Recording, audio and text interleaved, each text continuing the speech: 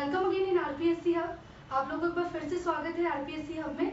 और मैं निकिता वर्मा अपनी राजस्थान की सीरीज को आगे बढ़ा रही हूँ। आज जिस टॉपिक के बारे में हम पढ़ने वाले हैं वो है फोर्ट ऑफ राजस्थान। ठीक है, राजस्थान के जितने भी किले हैं उनके बारे में हम डिस्कस करेंगे। ठीक है, राजस्थान के किले या दुर्ग। किले एक ऐसा टॉपिक है जो कि राजस्थान के हर एक एग्जाम में आता है। तो हम शुरू करते हैं राजस्थान के दुर्ग के बारे में। देखो, दुर्ग क्या है और इनको जीतना, इनका जीतने का उद्देश्य क्या था। राजस्थान के दुर्गों के बारे में ये कहा जाता है कि किसी भी शासक के लिए अपने राज्य का साम्राज्य बढ़ाने के लिए या किसी भी राज्य को जीतने के लिए या युद्ध में सहायता पाने के लिए दुर्ग का होना अत्यंत आवश्यक है। इसलिए दुर्ग की एक अपनी ही ख्याति, अपनी एक पहचान है। भारत के संदर्भ में बात करें तो जो दुर्ग है वो सबसे ज्यादा है राजस्थान में और महाराष्ट्र में। महाराष्ट्र से भी ज्यादा राजस्थान में है। कई दुर्गों के बारे में हम जानते हैं, जैसे कि नाहरगढ़ का किला हो गया, जयगढ़ हो गया, लोहागढ़ हो गया, जूनागढ़ हो गया, रणथंभौर हो गया, चित्तौड़गढ़ हो गया। इसके अलावा भी कुछ दुर्ग हैं जिनके बारे में हम डिटेल में पढ़ेंगे। आज मैं जिस दुर्ग के बारे में आप लोगों के साथ डिस्कस करने वाली हूँ वो है रणथंभौर का दुर्ग।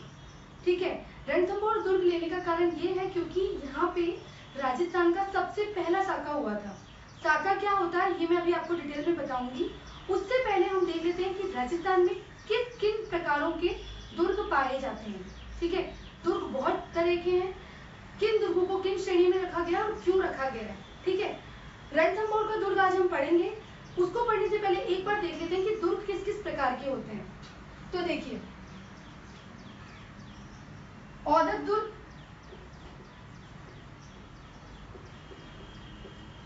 औदक दुर्ग वह दुर्ग होता है जिसके चारों ओर जल राशि हो। तो जल से याद रख लेना, जैसे कि गागरोन का किला। गागरोन दुर्ग जो है वो हमारे राजस्थान के झालावाड़ जिले में आता है। इस दुर्ग के बारे में भी हम डिटेल से पढ़ेंगे। सारे जितने भी दुर्ग हैं एग्जाम के पॉइंट ऑफ व्यू से, उन सबके बारे में हम एक एक बार अच्छे से डिस्कस कर लेंगे। तो सबसे पहले औदक दुर्ग, वह दुर्ग जिसके चारों ओर जल हो, जैसे कि गागरोन का किला या गागरोन का दुर्ग।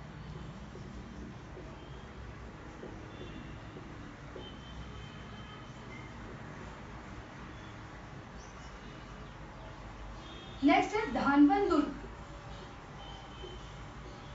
धानवन दुर्ग वो दुर्ग कहलाते हैं जिसके चारों ओर रेत ही रेत हो।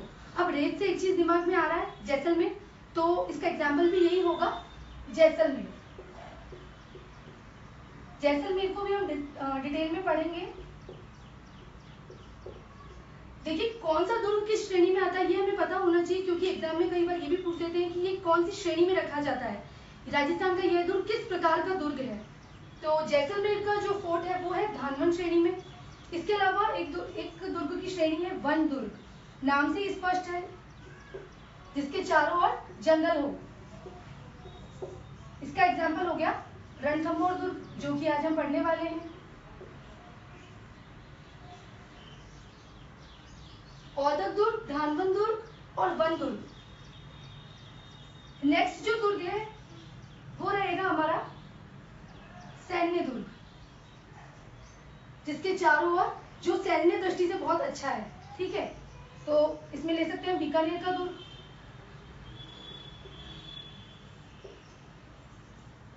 स्थल दुर्ग, जिसके चारों ओर अच्छी स्थलीय मतलब अच्छा क्षेत्र हो।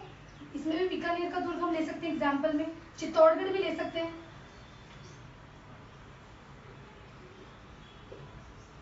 एक दुर्ग आता है सहाय दुर्ग। कौन सा दुर्ग? सहाय। ये एकमात्र श्रेणी का दुर्ग है जो कि राजस्थान में नहीं पाया जाता। ठीक है, सहाय दुर्ग ही एक ऐसा दुर्ग है जो कि राजस्थान में नहीं पाया जाता, बाकी दुर्ग लगभग पाए जाते हैं। ठीक है, नेक्स्ट है गिरी दुर्ग। गिरी यानी पर्वत, ऊंचाई। एक ऐसा दुर्ग जो कि पहाड़ पे हो, ऊंचाई पे हो, जैसे कि हमारा चित्तौड़गढ़, कुंभलगढ़,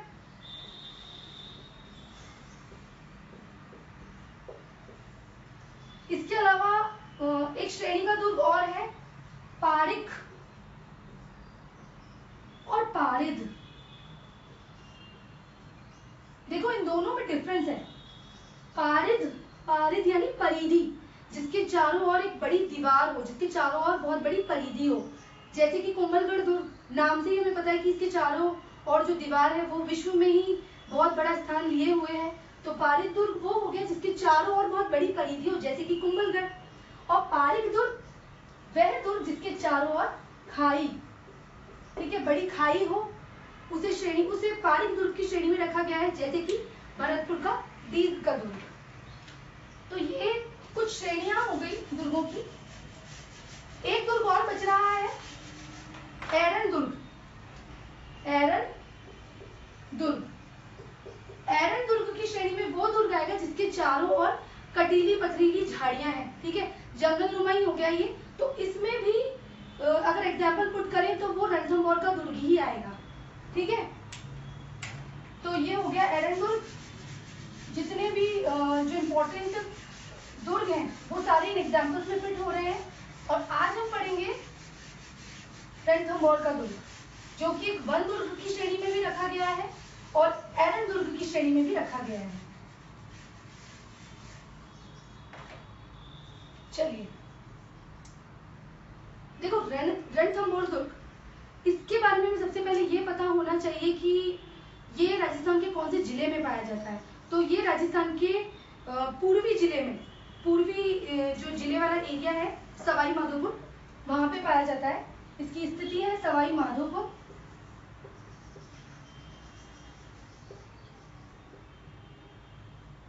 ठीक है, सवाई माधोपुर की स्थिति आप मैप में देख लीजिएगा कि ये कहाँ पे पाया जाता है। इसे रतयपुर भी बोलते हैं और रणस्तंभपुर भी बोलते हैं।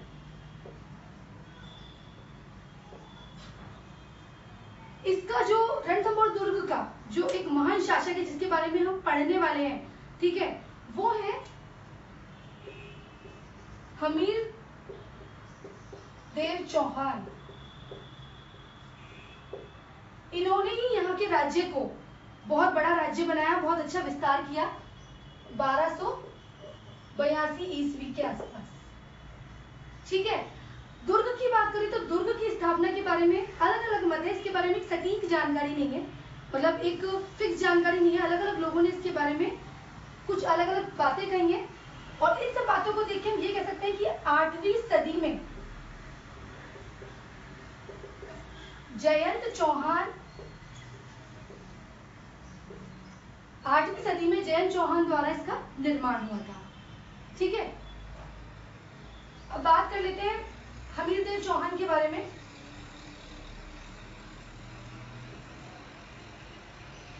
देखिए हमीरदेव चौहान एक बहुत ही महान शासक था और वह इसलिए जाना जाता था कि उसके शरण में जो भी व्यक्ति आता था वह उसे शरण देता था, उसकी रक्षा करता था। एक बहुत ही ख्याति प्राप्त, एक बहुत ही महान और वीर शासक था हमीरदेव चौहान। इस दुर्ग के बारे में और हमीरदेव के बारे में जितनी भी जानकारी हमें प्राप्त होती है उनके कुछ सोर्सेज हैं। तो उन किताबों का जो भी वो ग्रंथ है उनका और उनकी रचना करने वालों का हमें नाम पता होना चाहिए। तो इसके बारे में जो भी कंप्लीट जानकारी हमें मिलती है वो सोर्सेज हैं। देखिए नयन चंद्र सूरी की हमीर काव्य,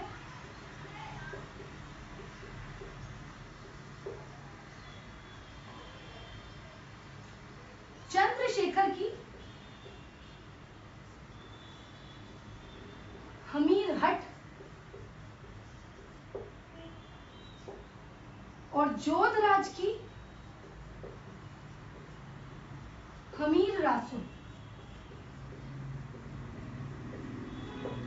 ये वो सोर्सेज हैं जिनसे हमें इस दुर्ग की जानकारी और हमीरदेव चौहान के बारे में जानकारी मिलती है। तो नयन चंद्र सूरी का जो ग्रंथ है वो है हमीर काव्य, चंद्रशेखर का जो है वो है हमीर हट और जोधराज का है हमीर रासो। इसके बाद बात करते हैं कि रणथंभौर दुर्ग जो है वो अपने आप में एक बहुत ही विशाल और एक बहुत ही बड़ा महान दुर्ग है, जिसके बारे में ये कहा जाता है कि इसको जीतना इतना आसान नहीं था।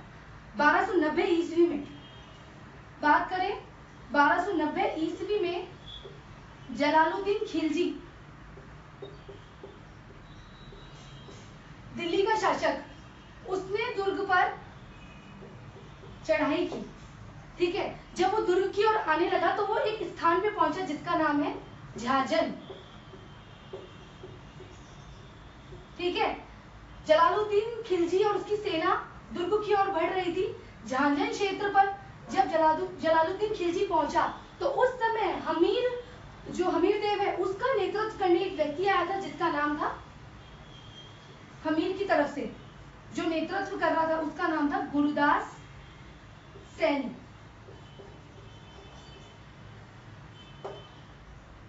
गुरुदास सैनी मारा गया।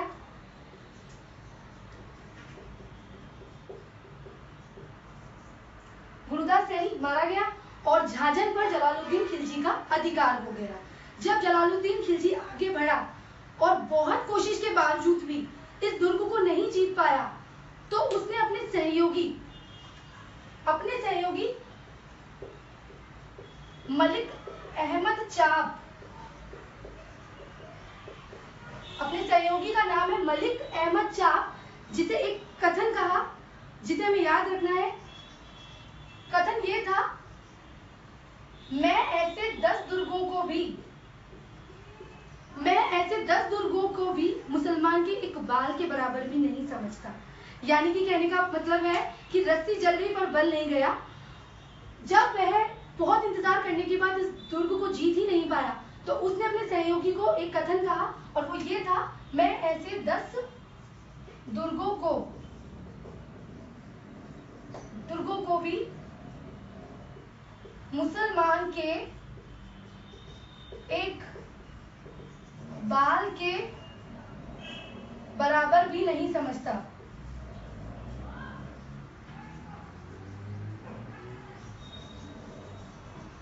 ठीक है, तो ये कथन किसने कहा, किसको कहा और कौन से दुर्ग को जीतते समय कहा, तो ये कथन हमें याद रखना है।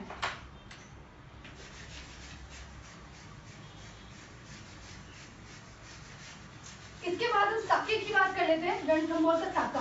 देखिए, साके से रिलेटेड क्वेश्चंस एग्जाम में बहुत पूछे जाते हैं। राजस्थान के जितने भी साके हैं इन दुर्गों में सभी साके आ जाएंगे। सबसे पहले तो साका क्या होता है। देखिए, साका कहा जाता है कि जब युद्ध होता है तो जो वीर पुरुष हैं, जो शासक हैं, जो राजा हैं, वो युद्ध करने के लिए रणभूमि में जाते हैं और जब युद्ध करते हुए वो वीर गति को प्राप्त हो जाते हैं तो इसे कहा जाता है केसरिया। और जब उनकी वीरांगनाएं, उनकी पत्नियां जल जौहर या अग्नि जौहर कर लेती हैं, यानी मृत्यु को समर्पित हो जाती हैं, तो इस घटना को कहते हैं जौहर। जैसा कि हम सभी को पता है, हम सबने पद्मावत देखी है, उसमें हमने देखा है अग्नि जौहर पद्मावती के द्वारा हुआ था। राणा रतन सिंह युद्ध भूमि में गए थे, वीर गति को प्राप्त हो गए थे और पद्मावती ने अग्नि जौहर कर लिया था। तो ये जो दोनों घटना उस समय हुई थी, ये मैं पढ़ाऊंगी आपको चित्तौड़गढ़ के दुर्ग में। ये कहानी चित्तौड़गढ़ के दुर्ग की है। इससे पहले हम एक बार साके के बारे में डिस्कस कर लेते हैं कि साका क्या है। तो साका एक ऐसी घटना है, साका, जिसमें केसरिया भी होता है। केसरिया होता है योद्धाओं के द्वारा, ठीक है, राजा के द्वारा, प्लस जौहर भी होता है। ठीक है, राजस्थान में एक अर्ध शाखा भी हमें सुनने को मिलेगा, अर्ध शाखा, अर्ध साका, जो कि राजस्थान के एकमात्र दुर्ग में हुआ है, जैसलमेर के दुर्ग में। इसके बारे में भी हम आगे डिटेल में पढ़ेंगे। तो जैसलमेर में अर्ध साका की घटना हुई है। तो रणथंभौर के दुर्ग पे हम आ जाते हैं और रणथंभौर के दुर्ग में ही राजस्थान का पहला साका हुआ है। साके का मतलब यहाँ पे मैंने स्पष्ट कर दिया है कि जिसमें केसरिया और जौहर दोनों घटनाएं हो, उसे कहा जाता है साका। देखिए, 1301 ईस्वी में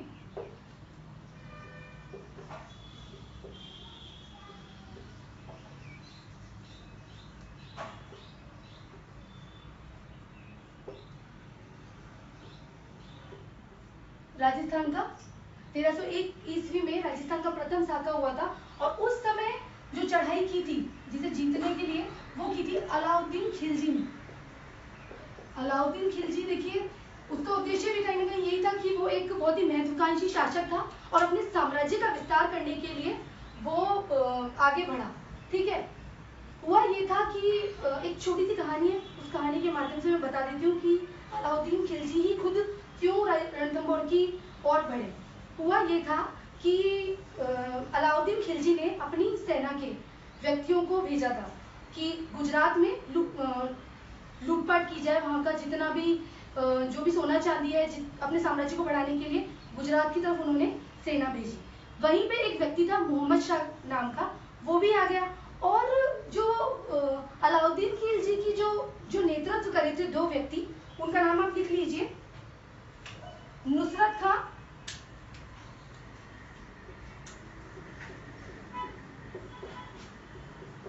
और उलूगा खां। ये दो व्यक्ति अलाउद्दीन खिलजी की तरफ के नेतृत्व से आ रहे थे, मतलब इनका नेतृत्व जो था वो इन दो व्यक्तियों ने किया था और अन्य एक व्यक्ति और था मोहम्मद शाह।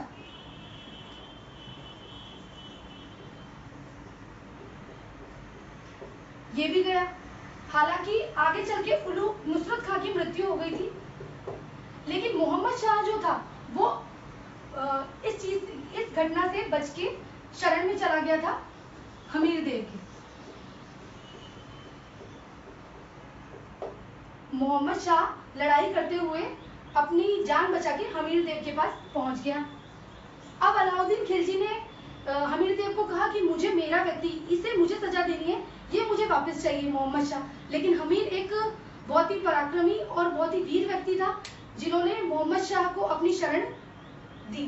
तो इस कारण अलाउद्दीन खिलजी ने स्वयं ने खुद की सेना 1301 ईस्वी में राजस्थान के रणथंभौर दुर्ग की ओर बढ़ा दी और यहाँ पे हमीर देव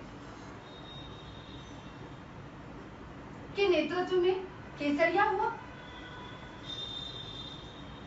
और इनकी जो पत्नी थी रंग देवी, हमीर देव की पत्नी का नाम हमें याद रखना है, इनकी जो पत्नी का नाम था रंग देवी, उनके नेतृत्व में जौहर हुआ। इनकी बेटी भी थी एक पद्मला, उन्होंने जल जौहर भी किया। तो दोनों हुआ, यहाँ पे केसरिया भी हुआ, जौहर भी हुआ और इसलिए यहाँ पे राजस्थान का यह साका कहलाया। साका की जो घटना कब हुई थी ये हमें याद रखना है, 1301 ईस्वी में। उस समय रणथंभौर का शासक कौन था? शासक थे हमीर देव चौहान। और किसने युद्ध किया था या किसने रणथंभौर दुर्ग को जीत लिया था अंततः? वो थे अलाउद्दीन खिलजी। कौन आया था शरण में? मोहम्मद शाह। हालांकि एक व्यक्ति और था कैबू, लेकिन वो पहले ही मर गया था, पहले ही उसकी मृत्यु हो गई थी। तो शरण में कौन आया था? मोहम्मद शाह। उनकी बेटी का नाम है पद्मला, किसकी? हमीर की देवी की। तो इस तरह से ये जो राजस्थान का जो साका हुआ था यहाँ पे रणथंभौर दुर्ग में, उसकी कहानी ये है। इसके अलावा दुर्ग में निहित कुछ अन्य स्थलों की बात भी करेंगे हम कि दुर्ग में क्या क्या चीजें पाई जाती है सांस्कृतिक दृष्टि से देखा जाए तो उनके बारे में हम देख लेते हैं कि यहाँ पे और क्या क्या चीजें हैं दुर्ग में। देखिए, एक कथन और है कि जब अलाउद्दीन खिलजी ने इस दुर्ग को जीत लिया था, ठीक है, तो अमीर खुसरो का एक कथन था, ये हमें याद रखना है। अमीर खुसरो का कथन है ये। उसने कहा था कि आज, लिख लीजिए, अमीर खुसरो, आज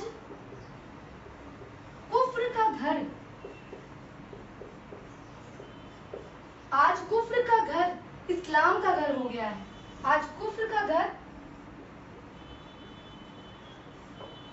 इस्लाम का घर हो गया है।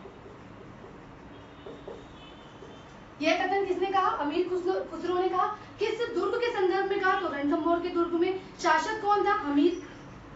और किसने चढ़ाई की थी? तो वह अलाउद्दीन खिलजी। अब इसके अलावा कुछ हम महत्वपूर्ण स्थल बात कर लेते हैं इसी दुर्ग से संबंधित। कि इस दुर्ग में और क्या क्या चीजें है। तो देखिए, जैत सिंह की छतरी, आपने नाम सुना होगा।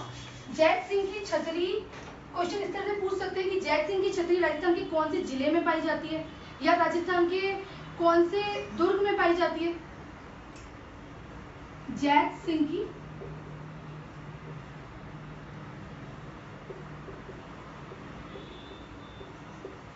देखो, ये जो जैत सिंह की छतरी है इसे न्याय की छतरी भी बोलते हैं,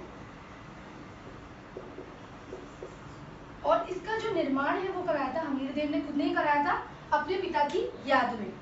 ठीक है, हमीरदेव ने ये न्याय के लिए इस छतरी का निर्माण कराया था अपने पिता की याद में। तो एग्जाम के पॉइंट ऑफ व्यू से ये देखना है कि ये जैत सिंह की छतरी राजस्थान के कौन से जिले में आती है या राजस्थान के कौन से दुर्ग में आती है। नेक्स्ट है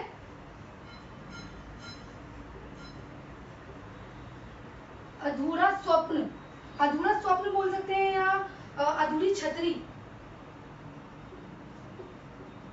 अधूरे स्वप्न की छतरी या अधूरी छतरी ये भी बोल सकते हैं। ये बनाई थी राणा सांगा की जो पत्नी थी कर्णावती।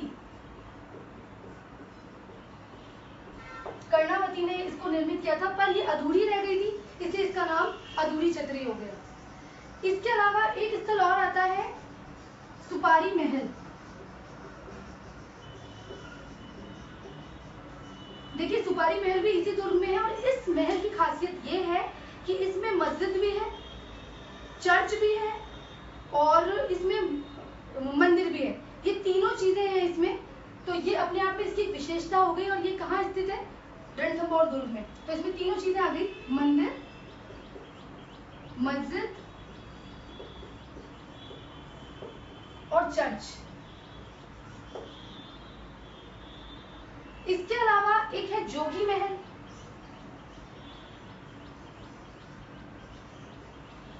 ये ऋषियों के स्थान, ऋषियों के आराम करने के लिए, ऋषियों के या जो भी ऋषि मुनि स्वामी लोग हैं उनके आराम के लिए ये महल बनाया है, ऋषियों के विश्राम करने के लिए।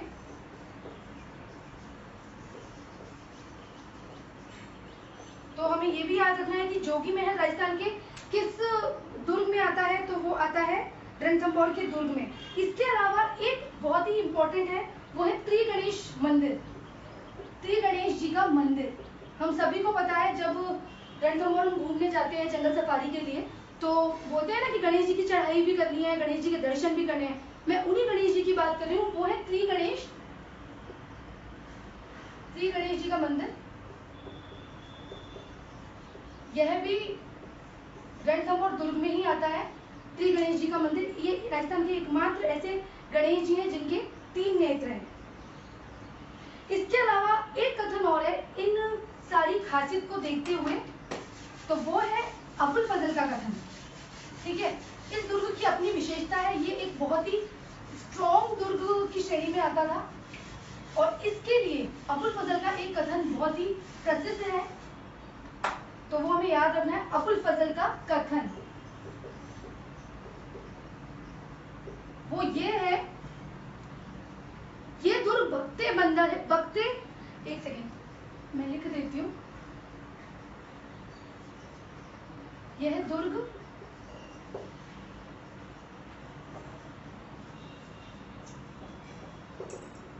बख्ते बंग है, इसके सामने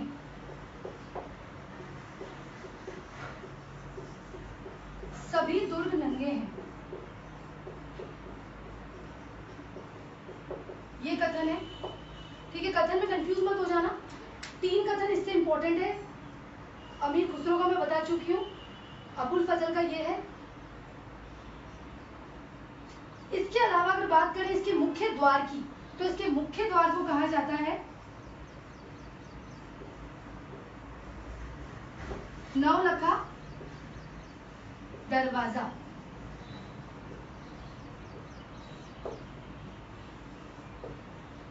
इसके अलावा यहाँ पे 2 उपकरण भी मिले गए हैं, और 3 द्वार, एकत्रित द्वार हैं यहाँ पे।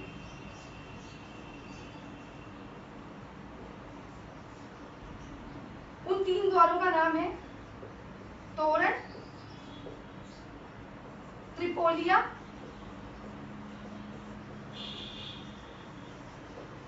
और अंधेरी। मुख्य द्वार का नाम है नौलखा दरवाजा और जो अन्य 3 द्वार है एकत्रित उनके नाम है तोरण द्वार, त्रिपोलिया और अंधेरी। तोरण का जो संबंध है वो है राजपूतों से, मतलब चौहानों से, त्रिपोलिया का जयपुर से और अंधेरी का है मुस्लिम से। ठीक है फ्रेंड्स, तो ये हो गया हमारा राजस्थान के आर्ट एंड कल्चर का, रणथंभौर का दुर्ग का टॉपिक। इसमें कोई भी क्वेरी हो या कुछ भी क्वेश्चन रह गया हो, कोई भी लाइन रह गई हो, तो आप कुछ भी पूछना चाहें तो कमेंट बॉक्स में लिख सकते हैं। राजस्थान के फोर्ट के बारे में ही हमारी सीरीज चलेगी और नेक्स्ट वीडियो में हम मिलते हैं एक राजस्थान के नए दुर्ग के साथ। बने रहिए। Thank you.